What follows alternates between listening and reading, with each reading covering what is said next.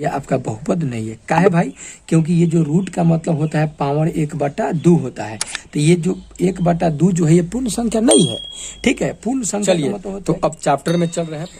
Hello दोस्तों, कैसे हैं प्यारे? चलिए, आशा करता हूँ कि अच्छे होंगे। ओके, आज जो चालू करने जा रहे हैं बहुपद। ठीक है, बहुपद ये चैप्टर 2 है, एनसीईआरटी बुक क्लास 10th। ये यहाँ पे लिखा हुआ है बहुपद का एक एग्जाम्पल, यहाँ पे बोल्ड अक्षर में लिख दिए हैं। बहुपद, सबसे पहले बात हम जानेंगे कि बहुपद क्या होता है। ठीक है, बहुपद तो पहले परिभाषा देख ले रहे हैं, उसके बाद देखिए इसके शब्द में ही परिभाषा इसका छुपा हुआ है।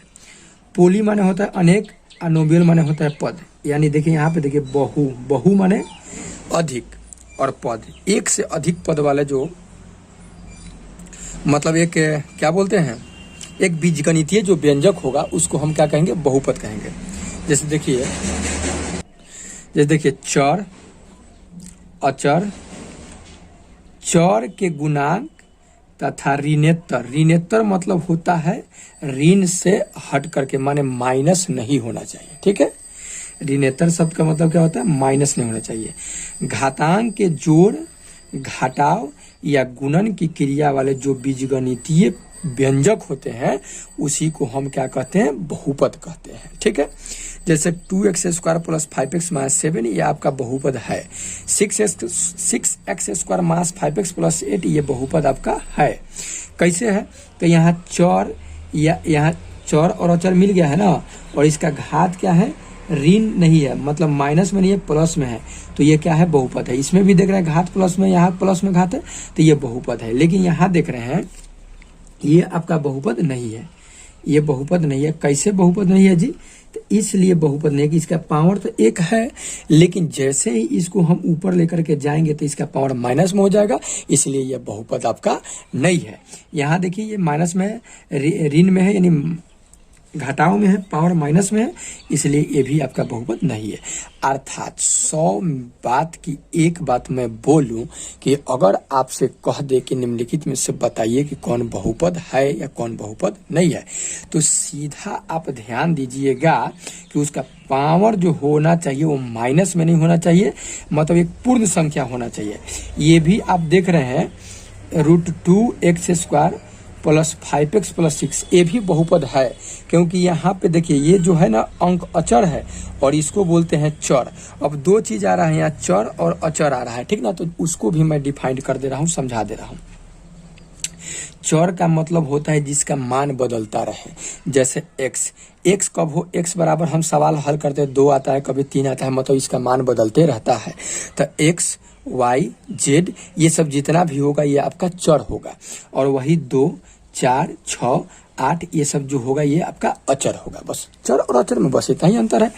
तो चर का जो घात होना चाहिए पूर्ण संख्या होना चाहिए, तबे बहुपद होगा, नहीं तो नहीं होगा। अगर हम 2√x + 5 लिख दे तो ये आपका बहुपद नहीं है। काहे भाई?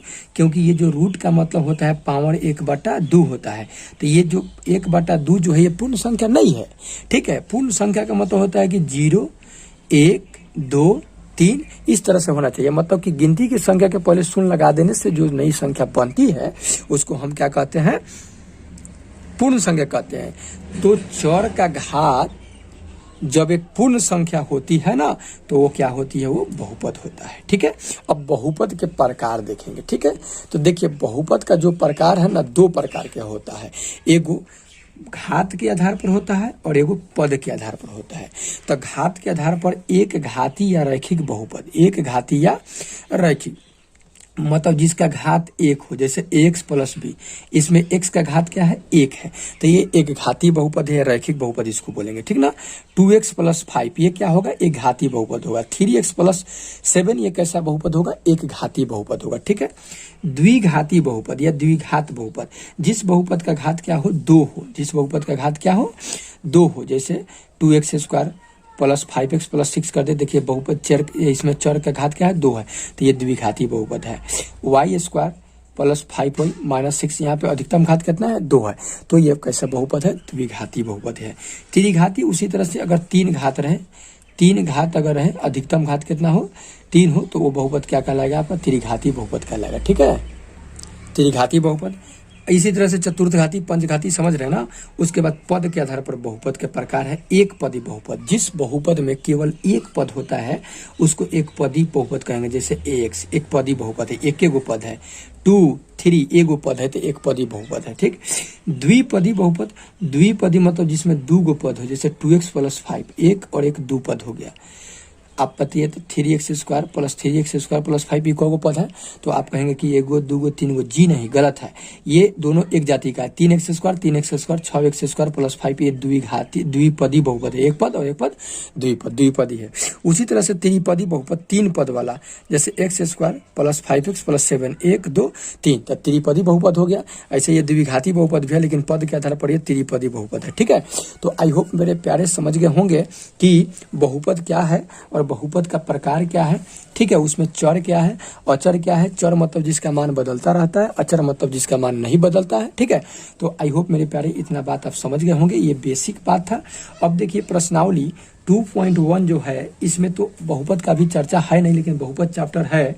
और ये जितना भी बताए हैं ये समझ लीजिए कि आप अगर 9th क्लास के विद्यार्थी हैं तो आपके लिए भी बहुत बल्ले बल्ले है। ठीक है, यहाँ 2.1 में हम देख लीजिए, इसको हम मतलब इसको हम बनाएंगे नहीं, बस आपको इस किताब पर ही हम बताने का कोशिश। तो इसमें आप देख रहे हैं 1, अब हम लोग समझ लेंगे, लेकिन इसमें हमको बस ये देखना है, बता देना इस ग्राफ को देख करके इसमें शून्यकों की संख्या कितनी होगी, और कुछ भी नहीं है। कह रहा है कि किसी बहुपद px के लिए y = px का एक ग्राफ नीचे आकृति 2.10, आकृति 2.10 ये देख रहे हैं 6 गो ग्राफ है। प्रत्येक स्थिति में px के शून्यकों की संख्या हमको ज्ञात करना है। तो पहले का आप देख रहे हैं, पहला जो देख रहे हैं इसमें शून्यकों की संख्या देखिए, इसको y अक्ष बोलते हैं, इसको x अक्ष बोलते हैं, इसको ओरिजिन बोलते हैं, यानी मूल बिंदु बोलते हैं। मूल बिंदु के इधर दाएं प्लस होता है, इधर माइनस होता है, ऊपर प्लस होता है, नीचे माइनस होता है। बहरहाल इसको हम ग्राफ में चलेंगे तो बताएंगे, अभी इसको समझते चलेंगे हम। देखिए यहाँ पे खाली आप देख रहे हैं कि इसमें शून्यकों की संख्या नहीं होगा, 0 होगा, क्योंकि यहाँ पे ओनली 1, ठीक ना, एक सरल रेखा का ग्राफ जो है एक्स अक्ष के समांतर है। एक्स अक्ष है तो ये समांतर खींचा हुआ है, ठीक ना। एक्स अक्ष को कहीं भी ये प्रतिच्छेद करिए नहीं रहा है, अगर कहीं काटता तो अब इसका हल होता, काट ही नहीं रहा है तो हल कोई नहीं, अर्थात इसके शून्यकों की संख्या 0 होगा। ओके, दूसरा में देखिए इसमें शून्यकों की संख्या 1 होगा। इसमें शून्यकों की संख्या कितना होगा? 1 होगा। का है भाई? तो 1 इसलिए होगा क्योंकि यहाँ देख रहे हैं एक्स अक्ष जो है ना, इसको मात्र एक बिंदु पर यहाँ काट रहा है, मात्र एक बिंदु पर यहाँ पे क्या कर रहा है? काट रहा है। तो इसके शून्यकों की संख्या कितना होगा? मात्र 1 होगा। ठीक है, इसमें देखिए 3 नंबर में शून्यकों की संख्या जो होगा वो आपका 3 हो जाएगा। कैसे भाई?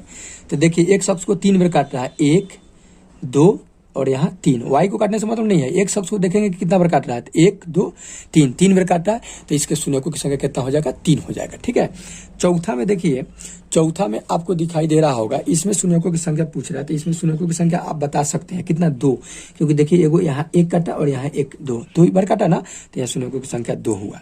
ठीक है, 5 नंबर आकृति में देखिए, अभी अभी आप बता सकते हैं कितने शून्यकों की संख्या होगा। देखिए तो 1 2 3 और 4 बेर काटा, एक्स अक्ष को यहाँ पे 4 बिंदुओं पर प्रतिच्छेद कर रहा है, काट रहा है, तो इसमें शून्यकों की संख्या कितना होगा? 4। और इसमें देखिए छठा नंबर में शून्यकों की संख्या आप बताइए कितना होगा?